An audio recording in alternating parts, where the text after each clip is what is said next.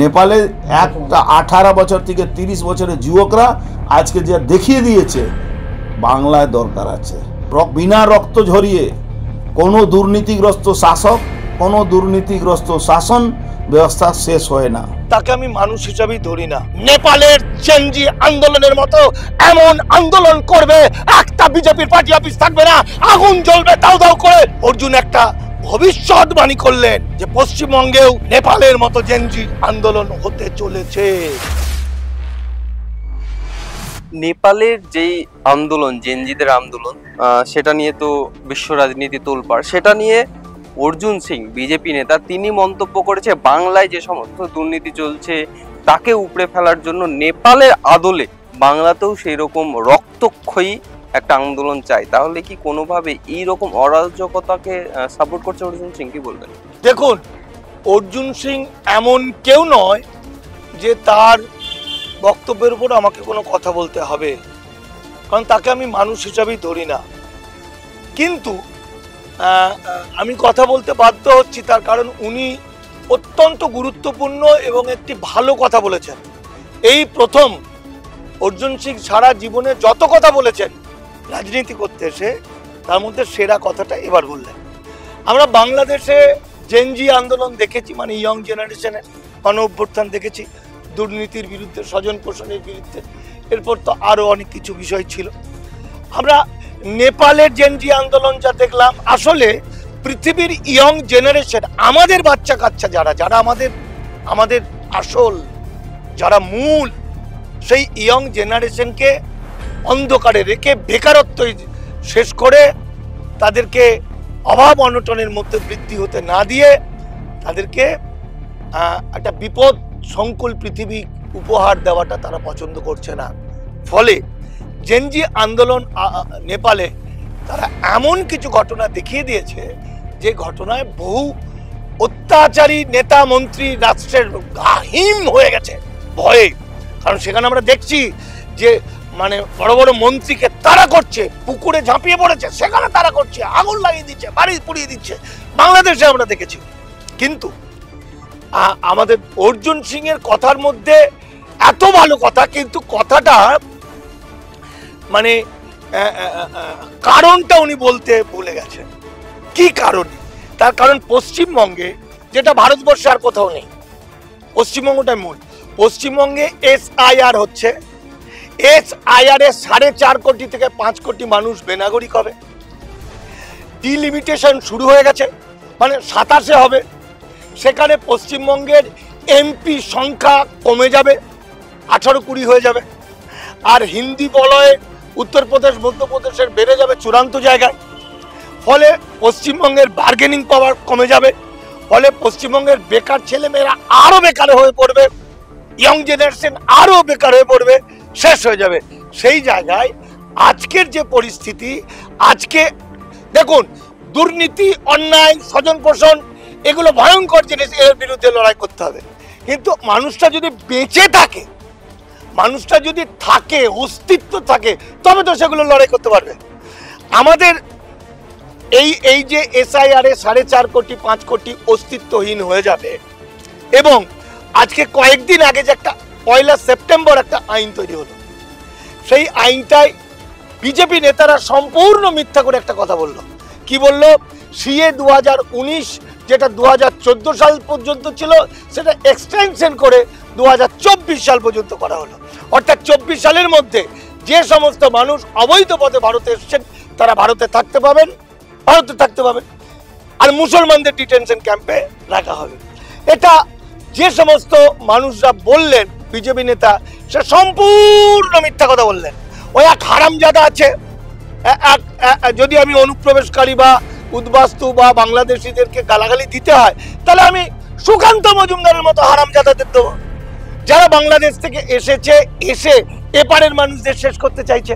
দেখুন, এই যে 1 সেপ্টেম্বর যে আইনটা হলো, আইন না,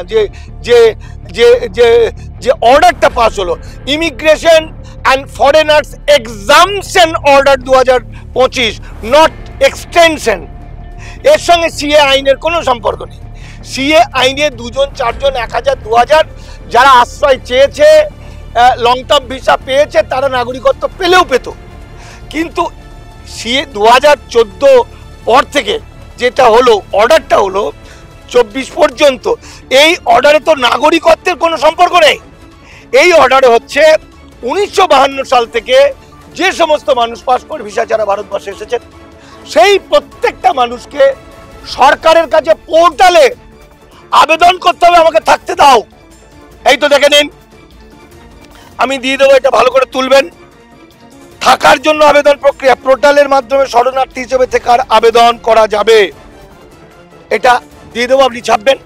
তাহলে যে মানুষটা এখানে ডাক্তার ইঞ্জিনিয়ার ছিল, যে ছেলেটা এখানে চাকরি বাকরি করছিল, যে কলেজে পড়ছিল, যে মেডিকেল পড়ছিল, যে শান্তিতে থাকছিল, যে ব্যাংকটাকে ব্যবহার করতে পারছিল, সব, তাহলে তাদের কি হবে? তাদেরকে শরণার্থী আবেদন করতে হবে, যেটা রোহিঙ্গা শরণার্থী, মানে শরণ নিয়েছে, ভারত সরকার তাকে একটা লাল রঙের কার্ড দেবে, এটাকে বলা হয় ওয়ার্ক পারমিট, অর্থাৎ সে খেটে খাবে, কিন্তু তার থাকবে না ভোটার কার্ড, প্যান কার্ড, আধার কার্ড এবং পাসপোর্ট।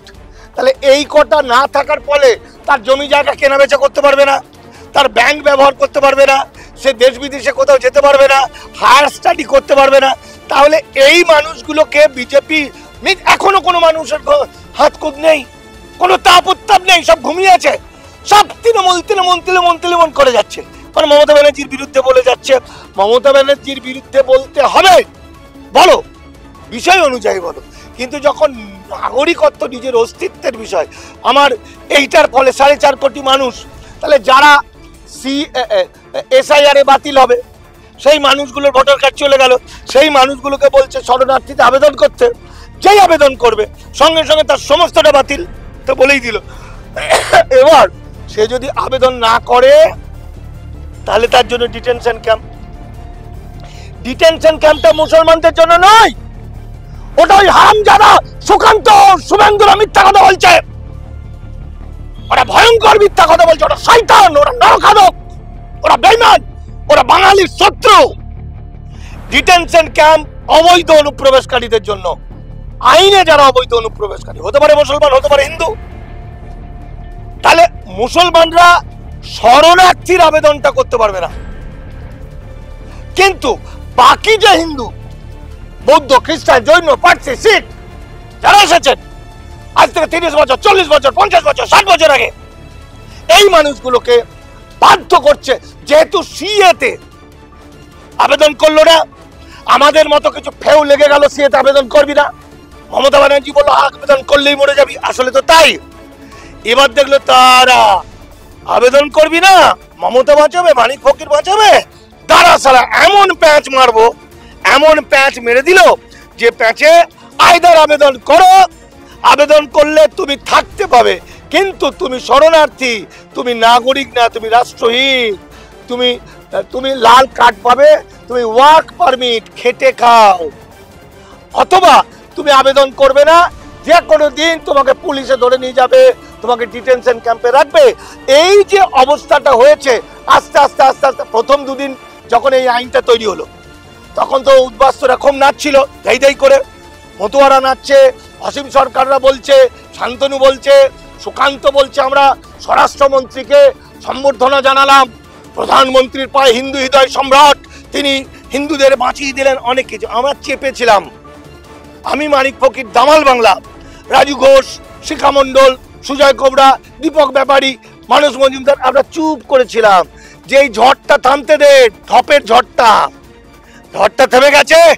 এবার আসল কথাটা আমরা বলছি, এই কথাটা যদি আমরা কোনায় কোনায় পৌঁছে দিতে পারি, পশ্চিমবঙ্গের 50% হচ্ছে আমার দেশভাগে বলি হওয়া মানুষ, এই মানুষগুলো নেপালের চেনজি আন্দোলনের মতো এমন আন্দোলন করবে, একটা বিজেপির পার্টি অফিস থাকবে না, আগুন জ্বলবে দাউ দাউ করে, সুকান্ত, শুভেন্দু অধিকারী, এমনকি এই অসীম সরকার কাছে ঝুলবে, মারবে, আগুন জ্বলবে দাউ দাউ করে, এর বাইরে কোনো রাস্তা নেই নেই নেই।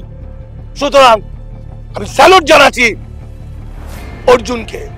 অর্জুন একটা ভবিষ্যৎবাণী করলেন যে পশ্চিমবঙ্গেও নেপালের মতো জেনজির আন্দোলন হতে চলেছে, ফলে সেই আন্দোলনে বহু কিন্তু ছাড় পাবে না, দড়ি দিয়ে বেঁধে টানতে টানতে পাবলিক নিয়ে যাবে, ওকে মেরে মেরে সোজা করে দেবে। এর বাইরে অঙ্ক নেই, এর বাইরে কোনো কিছু পাওয়া যাচ্ছে না। যার শেষ মা বাবা বাচ্চা কাচ্চা সব হারিয়ে যাবে, যার সব চলে যাবে, সে তখন মানব বোমা, অর্থাৎ বাংলার 4.5 কোটি থেকে 5 কোটি মানব বোমা ঘুরে বেড়াবে। বোঝা গেল? তাহলে নেপালের যে ঘটনাটা ঘটছে তার কয়েক হাজার গুণ ঘটনা পশ্চিমবঙ্গে ঘটতে চলেছে, এবং বিজেপি সাবধান সাবধান সাবধান।